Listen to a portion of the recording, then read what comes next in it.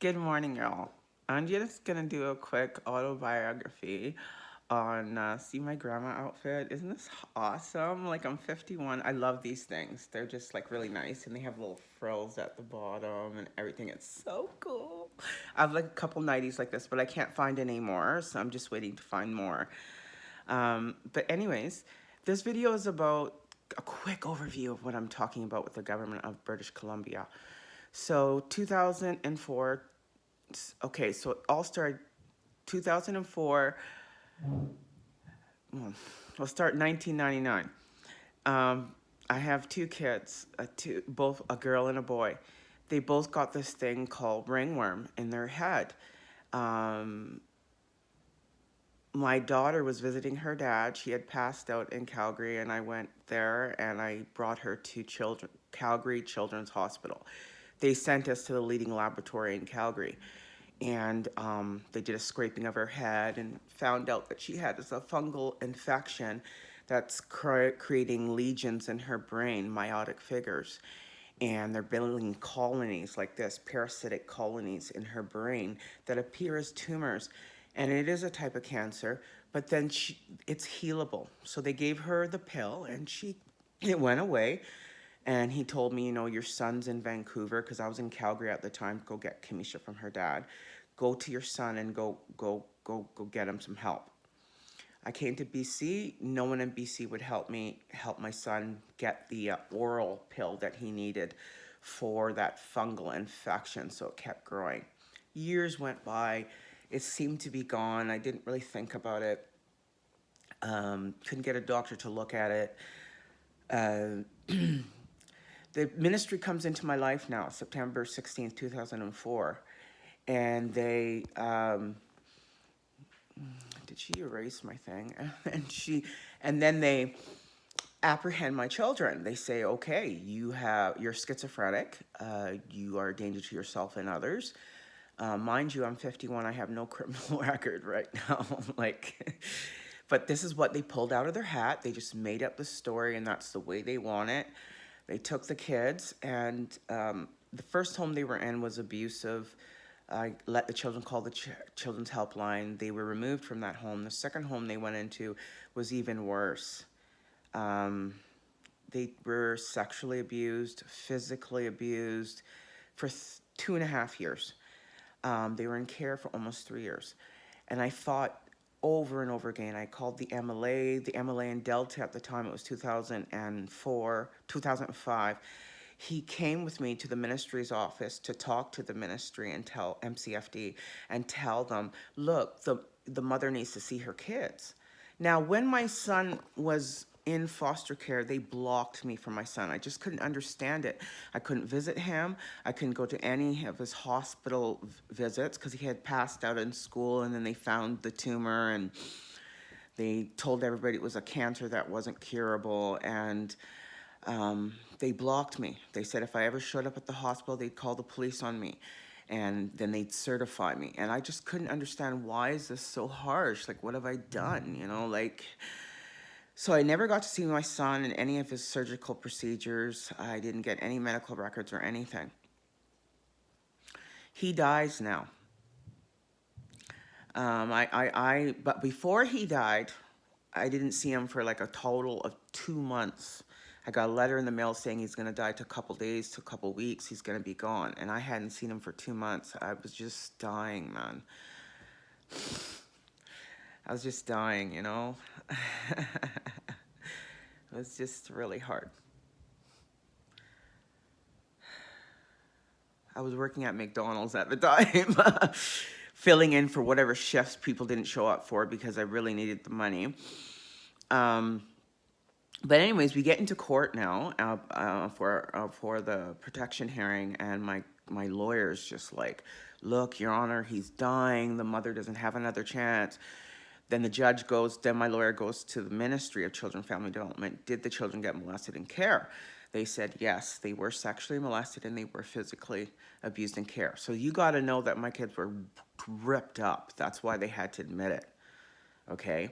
They ran around and told everybody my son had a uncurable cancer. So at that time, I didn't understand why they were blocking me from my son. I'm going to tell you why. So during that time, they had blocked me and all my friends and all my family away from my son when he had cancer. Well, they put him into scientific experimental research, not therapeutic research. It was never there to cure him. It wasn't there as medicine for him. It was just experimental. And what the research was, applying the largest amount of radiation to the head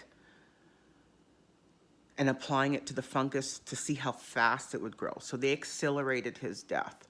And then he dies. Years and years later, I don't know what's going on. We're talking like maybe 15 years later, and I end up getting pregnant with another baby, a son. I'm 42 now. I didn't think I could have any more kids. And I'm so happy to have him. Well, guess what? The ministry steps in. He's 4 days old. They say, we're taking him. You have a history of mental health problems. They took him at 4 days old. It took me 4 months to get him back. Record time, really, with court time. And they were forced to bring them back because you have no reason to have my son. But I didn't get to breastfeed him. I didn't get to see him as a newborn. I got him back when he was 4 months old. It was really harsh. And then now, currently, my daughter is a drug addict, obviously. She got molested in foster care. She's a mess.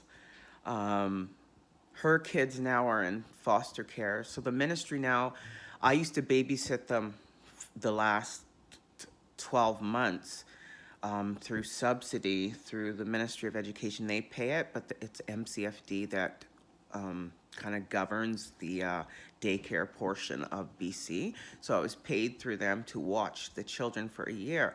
Well, what's currently going on with them being apprehended, my grandchildren, they won't let me see my grandchildren. Everybody gets to see my grandchildren but me. They let me go to one visit, and then they yanked it. They didn't blame me, thank God. They didn't say it was my behavior. They said the kids are too loud, so they don't get to see their grandma. I hope this helps. I'm going to do more videos to show you.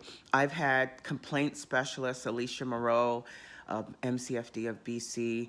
She has hung up the phone on me, and so has social worker Parenko Pillay. The head person, Alicia Moreau, at the complaint specialist office of MCFD, the director's office, I'm trying to tell her, you know, my son didn't get a coroner's report. Every kid that dies in the ministry's care or government care, they have to do a coroner's report. Well, they didn't do a coroner's report on my son. Surprise, surprise. He never died of an incurable cancer. He had a cancer that my daughter had. They had the same diagnosis. She got the cure. She lived. The ministry really just cornered my son, got rid of me, held me away from my son, told everybody I was crazy and a danger to myself and others, and then coerced my son into signing himself into experimental research. That's what the Ministry of Children and Family did in BC. And it killed him. So I'm going to give you more, but it's in the morning and I have to get ready for bringing the kids to school. I got to wake them up. But I'm going to give you more videos so you can understand a little bit more fuller of what I'm talking about. This is a quick overview of what the government did. So right now, they haven't done a coroner's report. I went to court, got a court order saying, give me all of my son's medical information. They would not give it to me. They still have not given it to me. It's 20 years later, they have not given it to me. So I went to the privacy commissioner. The privacy commissioner deemed me eligible to get all of my son's medical information. The Ministry of Children and Family Development and the Attorney General of BC has taken the privacy commission to court and saying, no, she doesn't deserve to have her son's medical records. We're keeping it. We're protecting his privacy. What are you hiding? What are you hiding? You didn't do a coroner's report. What are you hiding? I know what they did. They murdered my son in cold blood. They needed him for the experimental research. They accelerated the growth of his fungus. It killed him ultimately. I know what they did, but if I go around and tell people it's so wild, people will just think I'm crazy. That's why I'm on YouTube. Please like, subscribe, share, you know, show people what's going on. The government isn't what you think they are. And they don't take responsibility for anything that they've done. They murdered my son in cold blood.